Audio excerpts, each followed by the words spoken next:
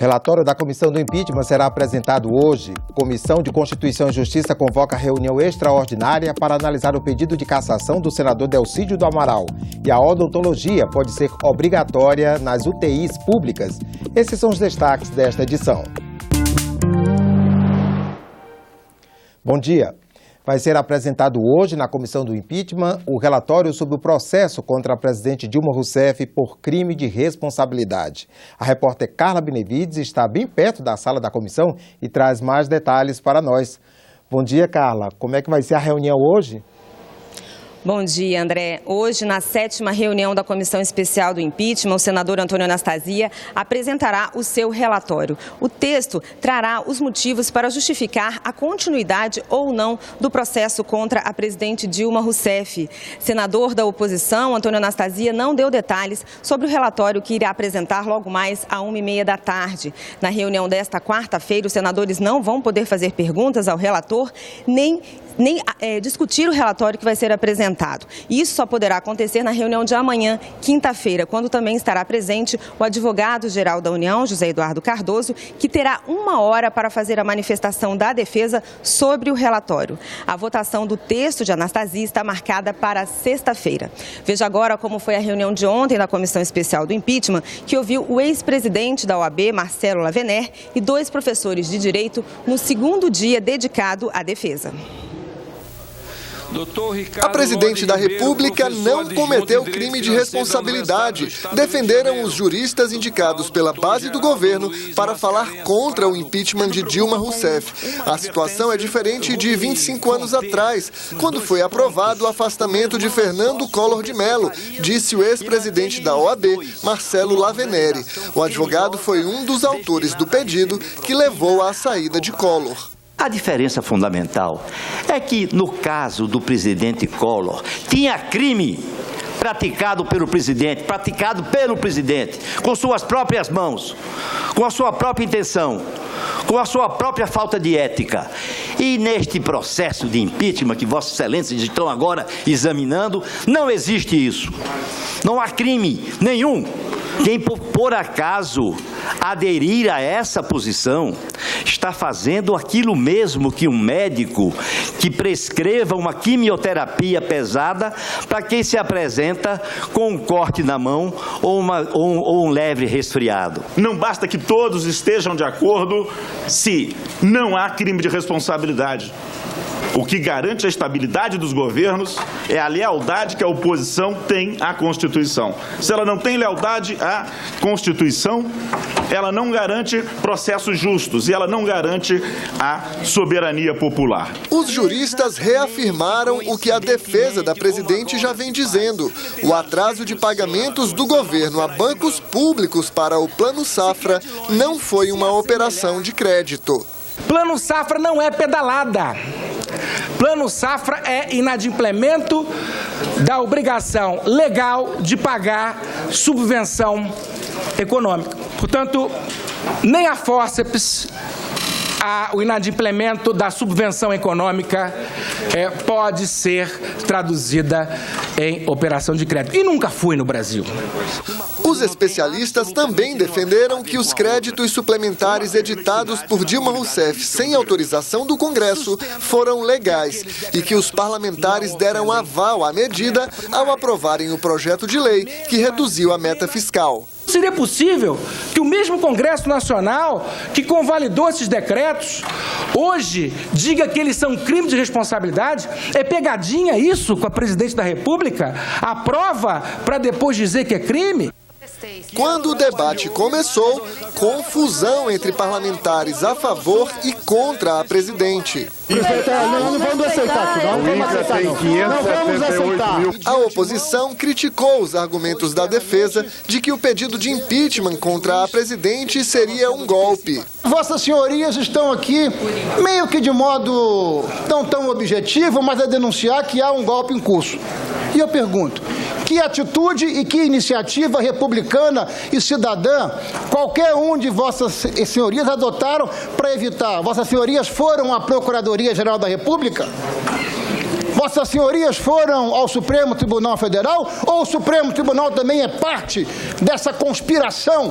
Para os aliados de Dilma Rousseff, não há provas de que ela tenha cometido crime de responsabilidade. Não tem como colocar o conjunto da obra como crime de responsabilidade. Primeiro, porque fere o direito de defesa. Como pode a presidenta se defender de todas as questões que são colocadas e debatidas em termos da política em geral? O Brasil precisa saber disso, porque a penalidade que nós estamos querendo colocar a essa presidenta é descomunal pelos fatos que estão aqui sendo elencados como crime de responsabilidade. O Conselho de Ética aprovou o parecer pela cassação do mandato de Delcídio do Amaral. Senadores consideraram que Delcídio quebrou o decoro parlamentar ao tentar obstruir as investigações da Operação Lava Jato. Antes de iniciar a votação, os senadores abriram espaço para as considerações finais da defesa. O advogado de Delcídio do Amaral pediu que ele fosse absolvido das acusações de quebra de decoro parlamentar, ou que pelo menos recebesse uma pena mais branda do que a perda do mandato. A defesa também reclamou que o Conselho sequer tinha a gravação da conversa de Delcídio com o advogado de Nestor Cerveró e que o processo foi baseado em notícias de jornais. Dizer que houve obstrução é um ledo engano, uma grossa mentira. O senador Delcídio foi lá na condição não de senador, foi na condição de amigo da família Cerveró e é pedido do verdadeiro interessado nessa trama e que nós denunciamos aqui, que não era ele, o verdadeiro interessado que lá estivesse para conversar com a família de Nestor Cerveró e falar com a família Bunlai, não era o senador Delcídio, porque sobre ele, volto a repetir, não recai a mácula da corrupção. Além dos fatos, a defesa apelou para as emoções. Foi preso numa decisão arbitrária e arbitrariamente homologada, atirado ao cárcere, permaneceu cerca de 30 dias isolado, longe da família, não recebia alimentação, sofrendo aberta hostilização de alguns policiais. Padeceu no cárcere a perda em pouquíssimos dias de quase 17 quilos. Mas não funcionou. O relator admitiu que não teve acesso à fita com a gravação, mas recebeu as transcrições feitas pelo Ministério Público. Prova que ele considerou suficiente para pedir a cassação de Delcídio por quebra de decoro parlamentar. Não há qualquer dúvida de que o senador Delcídio do Amaral abusou de sua prerrogativa constitucional, pois realizou conversa incompatível com a conduta de um parlamentar. Os senadores presentes acompanharam o relator. Com 13 votos sim e 2 ausências, o Conselho de Ética decidiu pela perda do mandato. O comportamento aqui expressado fere o decoro parlamentar, porque foi oferecida vantagem para um criminoso que era réu no Supremo, que era réu em ação penal. E mesmo o argumento do eminente defensor que diz que Delcídio estava lá naquele hotel como amigo. Ora, é impossível distinguir, é impossível separar o homem, o cidadão, o amigo do senador. O senador tem um compromisso público, é uma integralidade, é uma individualidade que reúne todas essas condições e compromissos. Os parlamentares lamentaram a ausência de Delcídio nas 5 oportunidades que ele teve para se explicar no Conselho de Ética. O melhor advogado que poderia se escolher para o senador Delcídio Amaral seria ele próprio. Que ele viesse aqui, ele não veio. Agora o processo segue para a Comissão de Constituição e Justiça, que tem o prazo de 5 sessões para se posicionar. A decisão final cabe ao plenário do Senado, em votação aberta por maioria absoluta. Delcídio perde o mandato se 41 senadores votarem a favor da cassação. O advogado do senador garantiu que Delcídio virá pessoalmente se defender nas próximas etapas e disse que vai continuar questionando o processo no Supremo Tribunal Federal. Nós vamos continuar peticionando com requerimentos junto à Comissão de Constituição e Justiça e depois a distribuição de memoriais ao plenário. E, claro, vamos insistir nas nossas teses no Supremo, tentar fazer esses mandados de segurança serem julgados o mais rápido possível. A Comissão de Constituição e Justiça convocou para hoje, às 9h30 da manhã, uma reunião extraordinária para analisar o projeto de resolução que decreta a perda de mandato de Delcídio do Amaral. Outras comissões do Senado se reúnem na manhã desta quarta-feira. Vamos conferir. As mudanças nas regras para passageiros nos voos domésticos propostas pela Agência Nacional de Aviação Civil serão debatidas em audiência pública na Comissão de Infraestrutura. A ANAC está realizando consulta pública sobre essas mudanças, entre as quais se incluiria o fim da franquia obrigatória de bagagem e a possibilidade de desistência da compra de passagem em até 24 horas. Obrigar o uso de torneiras com dispositivo de vedação automática de água em todos os banheiros de uso coletivo está previsto em projeto na Comissão de Desenvolvimento Regional. A Comissão de Direitos Humanos faz hoje uma audiência pública com o maestro Rênio Quintas, o ator Murilo Grossi e o poeta Carlos Augusto Cacá. Vão debater a relação entre cultura e direitos humanos. O relatório da medida provisória que aumenta prazo para assinatura de contrato de prorrogação de concessões de energia elétrica está em exame na comissão mista que examina a matéria. O ambiente hospitalar deveria ser local para a recuperação dos pacientes, mas quando a infecção hospitalar aparece, quem perde é a saúde. E uma das portas de entrada das doenças é a boca. Projeto que está na Comissão de Assuntos Sociais quer determinar o atendimento odontológico em hospitais públicos e privados. A comissão se reúne logo mais às 9 horas. A infecção hospitalar é o temor de médicos e pacientes. A limpeza das mãos é a recomendação básica no ambiente de saúde. Já os cuidados com a higiene bucal não são prioridade. O projeto que está em discussão na Comissão de Assuntos Sociais determina a presença de profissionais de odontologia nos hospitais públicos e privados.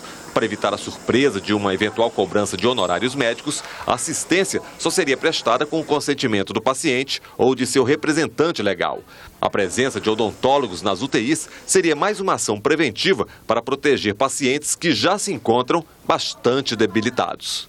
Muitas doenças entram pela boca e a boca precisa ser saudável como de resto todo o corpo.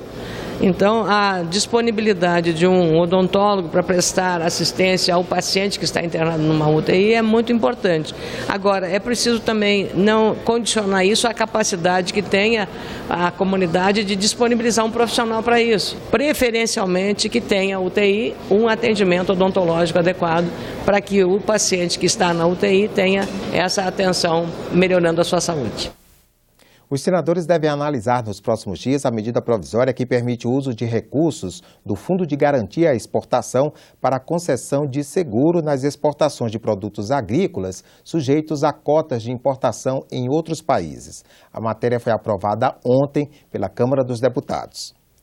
Bloquear a internet fixa de usuários que extrapolarem os limites de dados mensais. O tema, que nas últimas semanas atraiu a atenção da sociedade brasileira, repercutiu no Senado e motivou a realização de uma audiência pública nas comissões de Infraestrutura, Defesa do Consumidor e Ciência e Tecnologia.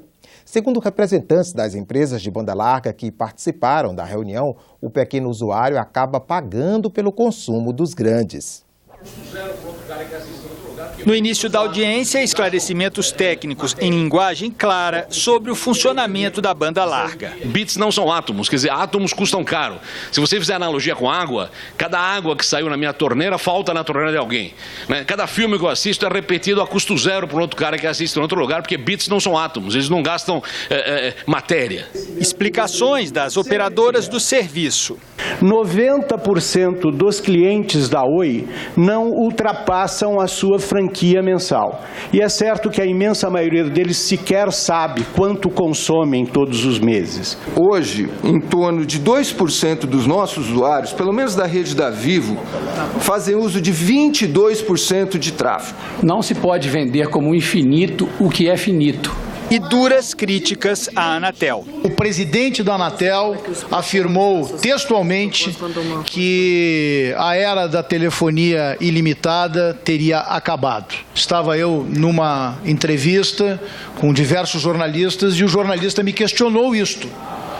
E como presidente nacional da Ordem dos Advogados do Brasil, diante da seriedade de um tema como este, só pude dizer ao jornalista que, na minha avaliação, o que teria terminado naquele momento era a agência reguladora Anatel. Deveria se chamar Amatel, que é a agência que ama as teles e não trabalha a favor do consumidor. O representante da Anatel defendeu a agência, afirmando que atua em defesa dos consumidores. E o representante das empresas de telecomunicação disse que hoje no Brasil os pequenos usuários subsidiam o uso da banda larga pelos grandes usuários. A gente acha que tem gente hoje que os grandes aplicativos deitam nas costas das operadoras, porque simplesmente banda ilimitada, faz o que quer.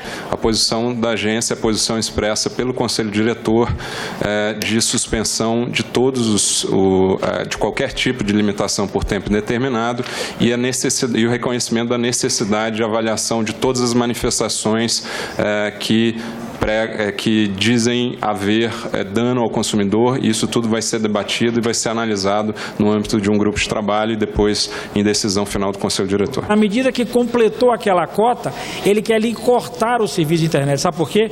Porque ele quer usar aquela estrada para vender a outrem que pode pagar mais caro do que você. Essa é a lógica. É tentar tirar a estrada da porta de sua casa, botar na porta de outra casa, cujo consumidor tem capacidade de consumir mais. Baixar mais filmes, ver mais coisas na internet. Portanto, esse é um consumidor mais atrativo do que você. Você acompanha outras informações nos boletins do Senado agora. Enquanto isso, continue assistindo a nossa programação.